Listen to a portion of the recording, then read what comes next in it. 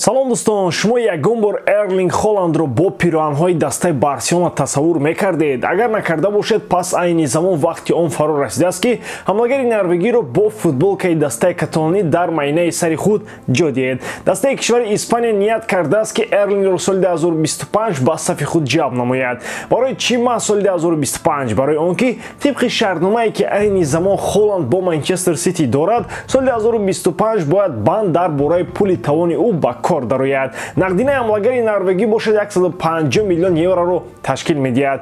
Барселона ният кардааст ки соли 2025 ин бандро истифода карда Холландро ба ҳайати худ ҷалб кунад. Дар бораи ин ва дигар хабарҳои муҳими як шабонарӯзи охир аз канали мо маълумоти пурра пайдо карда метавонед. Лайки қиматбоҳои худро гузоред, мо бошем сар мекунем.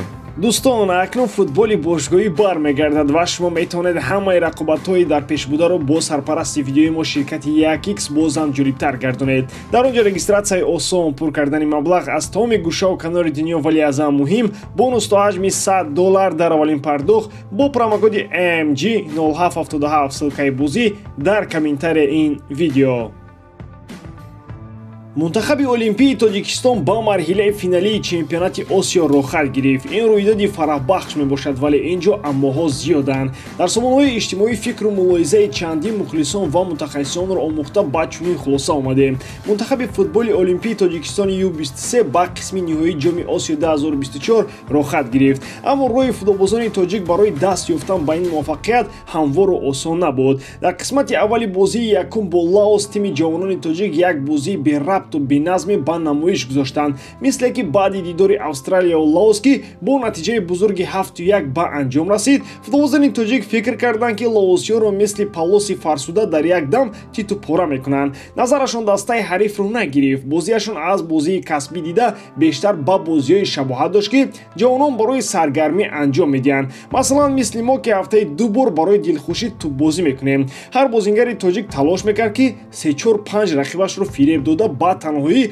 дарвозаи ҳарифро рахт накунад, мисле ки намедонистанд ки футбол бозии гурӯҳист ва ҳам лаосиё ба қавли донаи тарбуз нестанд. Чӣ тавре ки аллакай медонед, аз ин бозии берабту беназми миллипӯшони тоҷик истифода намуда дастаи ҳариф бо як гол ҳисобро ба нафи худаш сохт. Шояд дар танаффуси 15 дақиқа мураббиё гӯши бозингарони кишварро тоб доданд ки каме ба худ омадан ва танҳо дар қисматҳои охир бозӣ ҷон гирифту нахуст дар дақиқаи 90 ҳисобро баробар ва пасон бо як голи зебои дигар ба пеш гузаштанд. Ба назар мерасад ки аз бозии аввал хуб панд гирифтанд ки дар муқобили дастаи қавии Австралия бозии шоиста анҷом доданд ва бо мусовӣ 1-1 кардани сабқадро хатро ба ҷайб заданд. Умед мебандем ки барои бозиҳои даври ниҳоии ҷоми Осиё омодагии ҷиддӣ мегиранд ва мураббиён низ дар пайи пайдо кардани нафарони арзандаи дигар мешаванд, то дар фурсати муносибу зарурӣ онҳоро аз курсии эҳтиётӣ вориди майдон кунанд. Мунтахаби футболи олмон айни замон бесоҳиб мондааст. Қаҳрамонони чандкаратаи ҷаҳон пас аз он ки Ханс Дитер Фликро аз вазифа озод карданд, дар ҷустуҷӯи мутахассиси нав қарор доранд. Ӯ пайдо шуд. Номзади асосӣ барои ин вазифа Юлиан Нагельсман ба ҳисоб меравад. Ӯ айни замон бекор аст ва аммо ин маънои онро надорад ки Нагельсманро ҳамту гирифта дар ин вазифа монда мешавад. Бекор будани Юлиан маънои тамоман бекор буданашро надорад. Ҳарчанд ӯ аз дастаи Бавария ронда шуд, Нагельсман то ҳол бо мюнхениҳо шартномаи ҳамкорӣ дорад. Бавария то тамом шудани муҳлати қарордоди ҳамкорӣ ба Юлиан маош хоҳад дод, яъне аввал бояд ин масъаларо бо Бавария ҳал кунанд. мюнхениҳо аллакай ҷавоби худро гуфтанд. Бавария дар назди иттиҳоди футболи олмон ду шарт гузошт. Агар онҳо иҷро шаванд, мюнхениҳо Нагельсманро ҷавоб хоҳанд дод.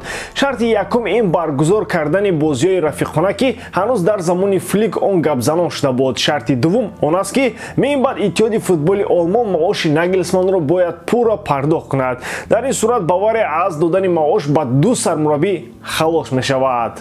Манчестер Сити бо шартҳои хеле олӣ тавонист Эрлингро ба сафи худ ҷалб намояд. Онҳо ба Боруссия Дормунд барои ин трансфер танҳо 65 миллион евро пардохт карданд. Агар сифати бозии ӯро бо нархаш қиёс кунем, метавон ба хулосае омад ки ин яке аз беҳтарин трансферҳо дар таърихи футболи ҷаҳонӣ аз нигоҳи қиёси нарх ва сифат мебошад. Пас аз он ки Холланд футболбози Манчестер Сити шуд, шаҳриҳо хеле барвақт пай бурданд ки онҳо санги қиматбоҳои футболро соҳиб шуданд ва барои ҳамин дарҳол дар шартномаи ӯ нархи House навишта шуд.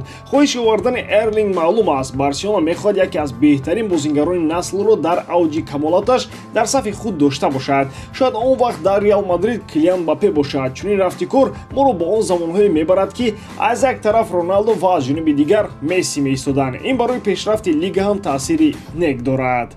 Аз ин хотир шояд барои амалишавии ин трансфери худи Флорентино Перес ба каталониҳо кӯмак бирасонад. Ягона суол дар ин масъала он аст ки соли 2025 дар Каталония аз осмон магар евро буридани аст. Аз куҷо Барса 150 миллион евроро барои овардани Холланд пайдо кардани аст? Ва оё худи Эрлинг Холланд хоҳиши бозӣ кардан дар сафи каталониёро дорад? ҷавоби ин суолҳоро соли 2025 интизор мешавем. Ливерпул аллакай ба рафтани Муҳаммад Салоҳ омода мешавад. Дастаи Мерсайдӣ рӯйхати калони бозингаронеро барои худ тартиб додааст ки дар сурати рафтани Салоҳ яке аз онҳо метавонад мавқеи бозингари мисриро бигирад.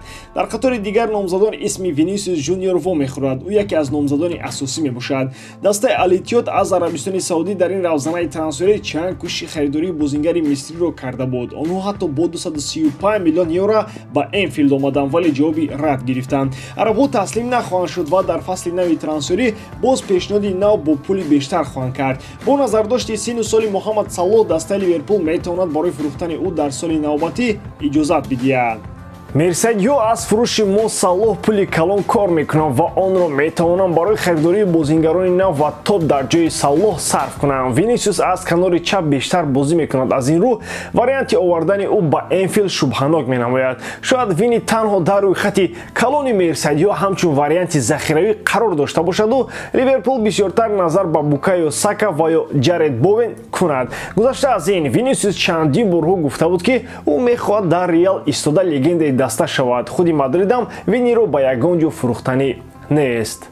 Ба ҳамин тамом боидарам ки иҷодкории ман ба шумо писанд меояд. Лайк, комментария ва дар канал обуна шуданро аз ёд набароред. Бо шумо мисли ҳар вақтам Муҳаммад Гайров.